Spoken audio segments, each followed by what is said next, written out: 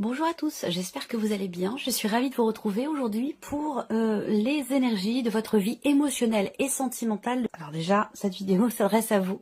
Si vous êtes Verseau, si vous êtes ascendant Verseau ou si vous avez votre signe lunaire ou vénusien en Verseau, quel que soit votre signe solaire. Bon, là on va voir vraiment l'aspect émotionnel et sentimental. On va commencer par votre énergie à vous et surtout ici l'énergie qui vous entoure les Verseaux par rapport à votre vie émotionnelle et sentimentale. Donc vous voyez, il y a cette énergie qui vous entoure, qui vous fait vous sentir bien, qui vous fait vous sentir ou être plutôt extrêmement positif et positive par rapport aux événements, par rapport à ce que vous attendez, ou dans le cas d'une relation, pourquoi pas une relation amoureuse si vous en avez une, parce qu'ici évidemment ce tirage va parler aussi bien aux personnes qui sont en couple, qui ont quelqu'un dans le cœur, qu'aux personnes qui sont aussi célibataires.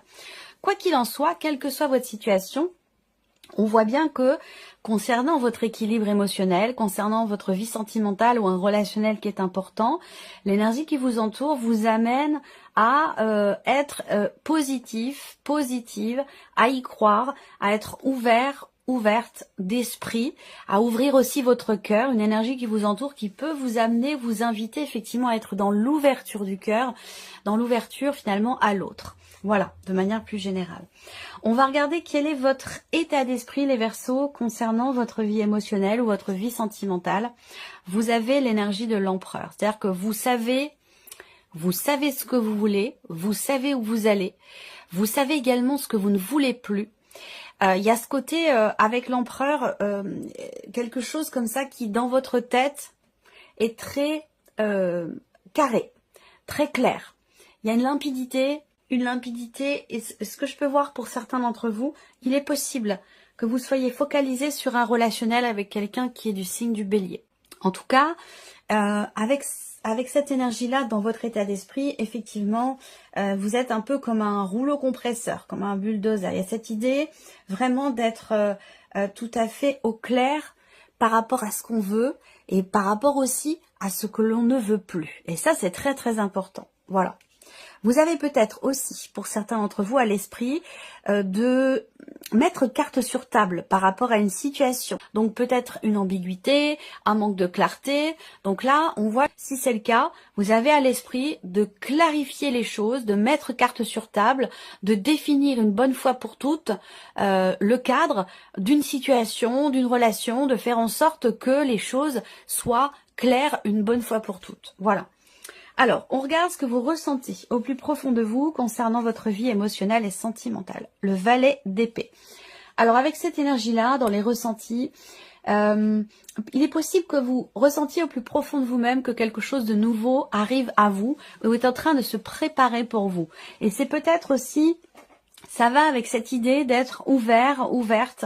Ça va avec cette idée d'être en confiance par rapport à l'avenir, par rapport à votre avenir amoureux ou concernant justement votre équilibre émotionnel s'il est question de cela.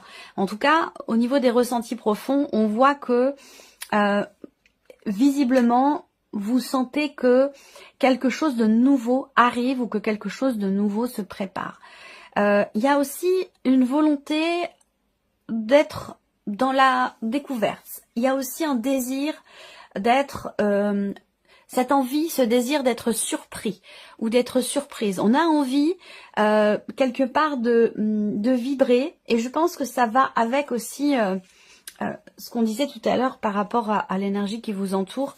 On est ouvert à la nouveauté, on est prêt à accueillir quelque chose de nouveau, visiblement. Donc là, ça peut s'inscrire dans un relationnel important, dans une vie amoureuse, mais ça peut aussi très bien être par rapport à des projets que vous avez. Ça, c'est ce que vous ressentez concernant votre vie sentimentale ou concernant ce qui vous tient beaucoup à cœur et peut-être aussi par rapport à un relationnel important. Voilà. Vous ressentez aussi peut-être quelque chose de fort dans un relationnel qui n'en est encore qu'à ses tout débuts. Peut-être que vous venez de rencontrer quelqu'un, que vous n'en êtes encore qu'au stade de l'échange, de la communication, ça c'est possible. Et il est fort possible également que ça génère beaucoup d'émotions en vous. Voilà. Pour d'autres, pour terminer, on ressent l'envie ou le besoin d'exprimer quelque chose, d'extérioriser quelque chose, de parler d'un sujet, d'aborder quelque chose d'important, et il est possible que ce soit par rapport à quelqu'un qui est du signe du Bélier. On va regarder ce que vous faites, vous, concrètement, pour votre équilibre émotionnel ou pour votre vie sentimentale. L'ermite. Donc, ce que vous faites concrètement, c'est intéressant parce que ça va avec l'énergie qui vous entoure. Moi, ce que je vois, c'est que vous pourriez avoir tendance à, peut-être pour certains d'entre vous en tout cas, vous renfermer un petit peu sur vous-même. Ça, c'est tout à fait possible. Cette idée de se mettre volontairement en retrait ou à l'écart. Et c'est la raison pour laquelle l'énergie qui vous entoure vous invite et vous met sur le chemin, vous invite à vous ouvrir à l'extérieur, à accueillir. Parce que peut-être que vous, dans les faits, concrètement, justement, vous n'êtes pas forcément ouvert à l'extérieur, ouverte à l'extérieur, mais plutôt dans une vie intérieure, dans l'intériorisation et dans cette idée de se mettre un petit peu de côté, de se mettre un petit peu à l'écart. Voilà. Alors, ce que je peux voir aussi, c'est que pour d'autres, on a aussi cette capacité, dans les faits, à se remettre en question, à réfléchir, à utiliser de manière constructive les leçons du passé. Avec l'ermite, il y a cette idée d'avoir vécu, d'avoir expérimenté et de pouvoir s'en servir de tremplin, se servir de cette expérience, de ce vécu, s'en servir de tremplin justement pour avancer, pour cadrer quelque chose dans une relation, mettre carte sur table, ou pour justement aussi réussir à s'ouvrir, parce qu'on voit que vous avez envie, vous ressentez ce besoin ou cette envie de liberté, de nouveauté, de découverte, et ça nécessite effectivement ici l'ouverture d'esprit et l'ouverture du cœur. Et peut-être que vous êtes en pleine remise en question par rapport à ces notions-là dans le cadre de votre vie émotionnelle et sentimentale. Ici, on va regarder la personne qui est en face de vous. Alors, pour certains d'entre vous, ça va être évidemment votre partenaire, votre conjoint, votre mari, votre femme, la personne de votre cœur. Donc ça s'inscrit certainement pour beaucoup d'entre vous dans la sphère sentimentale. Mais pour toutes celles et ceux qui n'ont pas de vie sentimentale, ici, cette partie-là, elle va correspondre peut-être à un relationnel familial ou à un relationnel amical.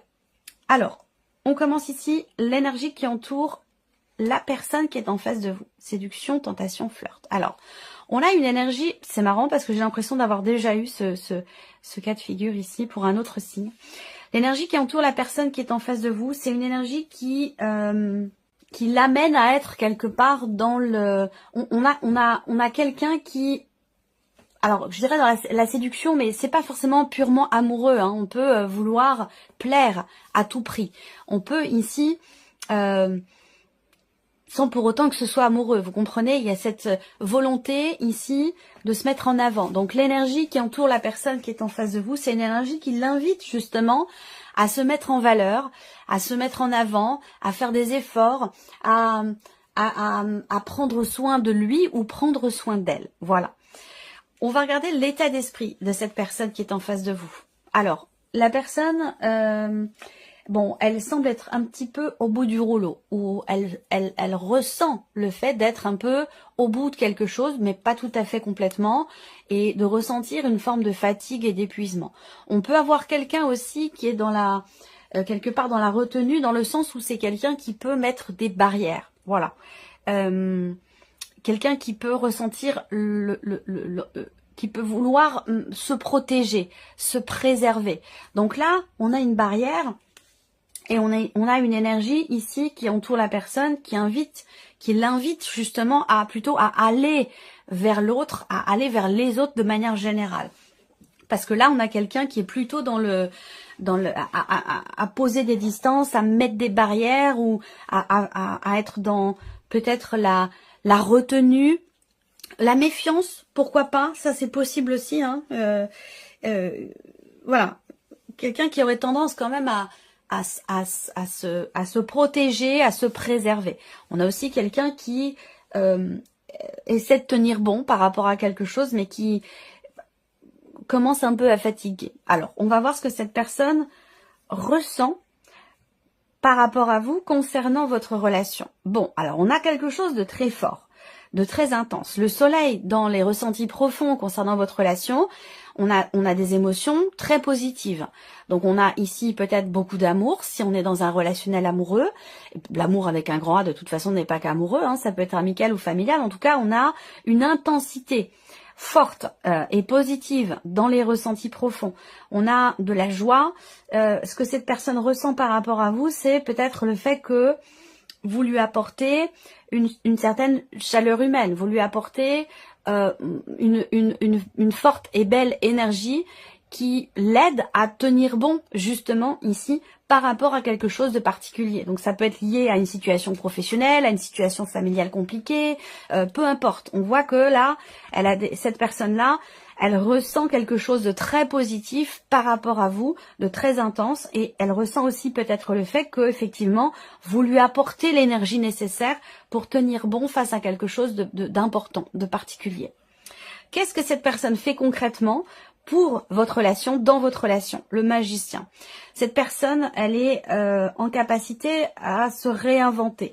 Je pense que le fait d'être un peu fatigué, épuisé par quelque chose, je ne crois pas que ce soit par votre relation. Je pense que c'est plus par rapport à quelque chose d'autre, par rapport à un travail, par rapport à une situation matérielle, financière, une problématique X ou Y, mais qui n'est pas directement, qui ne concerne pas directement votre relation. Je pense que cet épuisement, il est lié à quelque chose d'extérieur, puisqu'on voit qu'il y a des émotions très fortes et très positives, très intenses, concernant votre relation. Et cette personne, dans les faits, elle se réinvente continuellement ici. Elle est vraiment dans sa manière d'agir, toujours à faire tout ce qui est en son pouvoir, à exprimer aussi ce qu'il ou elle ressent. On a quelqu'un quand même qui est très, justement, à contrario de vous, beaucoup dans l'extériorisation de ce qui est ressenti. Cette personne, avec le magicien, dans les faits, c'est quelqu'un qui parle, quelqu'un qui agit, quelqu'un qui fait en sorte de faire tout ce qu'il faut pour que les choses se passent bien ou pour harmoniser les choses finalement entre vous deux. Voilà. Alors, on va mettre ici en corrélation vos énergies respectives pour voir ce que ça donne. L'empereur. Encore ici, la même énergie. Donc là, on voit que on a quelqu'un qui est peut-être un peu sur la défensive, quelqu'un qui veut se préserver, se protéger, quelqu'un qui peut être fatigué. Puis vous, de votre côté, comme je vous l'ai dit, cette volonté de cadrer les choses, de faire en sorte que ce soit bien clair et bien carré. Donc en fait, c'est ça qui prend le dessus. C'est votre état d'esprit à vous qui va prendre le dessus. Et on voit que avec cette énergie de l'empereur, eh bien... vos états d'esprit respectifs, quand ils se rencontrent, vont permettre justement de pouvoir ordonner les choses, de pouvoir les cadrer, de pouvoir clarifier aussi. Là, on a vraiment cette idée de, effectivement, de poser un cadre et surtout de faire en sorte que les choses soient bien claires et bien définies. Après, il peut y avoir dans cette relation cette idée de porter l'autre, où là, pour le coup, c'est vous, dans une certaine mesure, qui portez l'autre, c'est vous qui dirigez, c'est vous qui prenez des décisions, c'est vous qui avez peut-être aussi le dernier mot. Il y a ce côté protecteur, ce côté où c'est vous qui menez un petit peu la danse, j'allais dire. On peut voir les choses de cette manière aussi. On regarde vos ressentis profonds, respectifs, on regarde ce que ça donne quand c'est partagé. Oh, le 4 d'épée. Donc en fait ici, c'est intéressant parce que effectivement à un moment donné, il peut avoir été question d'une problématique de communication entre vous. Et c'est peut-être pour ça que, comme je vous le disais au début de la vidéo, il y a cette volonté de clarifier, de poser toutes les cartes sur table. Je vous en ai parlé au début de la vidéo et je pense que là, le fait de partager finalement ce que vous ressentez l'un et l'autre au fond de vous, eh bien ça, je pense que ça peut vous permettre justement de régler quelque chose par rapport à une non-communication ou par rapport à une problématique de communication. Émotionnellement, il y a cette idée-là aussi, quand c'est partagé, de prendre soin l'un de l'autre. On a ici cette idée de comment je pourrais dire ça, en partageant ce que vous ressentez au plus profond de vous-même, l'un et l'autre, vous allez pouvoir consolider quelque chose qui peut se situer dans la sphère justement de la communication pour cette relation, qu'elle soit amoureuse, familiale ou amicale, peu importe. Ce qui est important, c'est que vous avez tous les deux envie que les choses bougent et envie que les choses avancent. Et ça, c'est quand même quelque chose de très important et que si vous partagez vos ressentis, vous allez pouvoir effectivement faire évoluer cette relation ou faire en sorte que les choses bougent et avancent. On regarde ce que vous faites concrètement pour cette relation, l'un et l'autre. On regarde ce que ça donne quand c'est partagé. Bon, on a quelque chose de constructif ici. De par votre remise en question, votre recherche de réponses et de solutions, de par cette introspection et de par ici, cette confiance quelque part ici, de cette personne à pouvoir tout faire, eh bien, dans les faits, ça vous permet, d'une part, effectivement, d'y voir beaucoup plus clair, de savoir où vous allez, de savoir ce que vous voulez, ce que vous ne voulez plus sur cette relation, et de la rendre, j'allais dire, très constructive. Voilà. On voit bien que là, l'un et l'autre, vous allez savoir faire preuve quelque part d'ingéniosité, d'intelligence aussi émotionnelle, de créativité pour faire avancer les choses. On a vraiment ici l'idée effectivement de comprendre les tenants, les aboutissants par rapport à une situation donnée concernée par cette relation. Cette idée, effectivement, avec le roi d'épée, de chercher à comprendre, à savoir, de mettre des mots aussi sur des ressentis, sur des situations. Ça peut être très bien être ici un relationnel parent-enfant, par exemple. Hein. Vous, en tant qu'enfant, par rapport à votre parent, l'un de vos parents, ou vous, en tant que parent, par rapport à l'un de vos enfants. En tout cas, on voit que là, dans les faits, les choses vont être exprimées clairement, parce qu'on sait ce qu'on veut, on sait ce qu'on ne veut plus. Donc avec le roi d'épée, on est en maîtrise dans ce que l'on exprime parce qu'on sait où on va, on sait ce qu'on veut, on sait ce qu'on ne veut plus. Donc on a ici une communication très constructive entre vous deux qui va certainement faire évoluer les choses. Alors on va continuer et terminer par un message. Allez, c'est parti. Donc chiffre 1 ici, première carte, vous en avez deux. Alors, la première. Je sais que ce que j'imagine de la situation n'est pas forcément vrai. J'apprends à me questionner et me dire peut-être qu'il a fait ceci pour une raison, mais peut-être qu'il a fait cela pour une autre raison qui m'échappe. J'accepte de ne pas tout savoir. Je peux imaginer des raisons tout en sachant que ce n'est que mon imagination. Premier message, ça résonne avec vos énergies ici, avec l'ermite.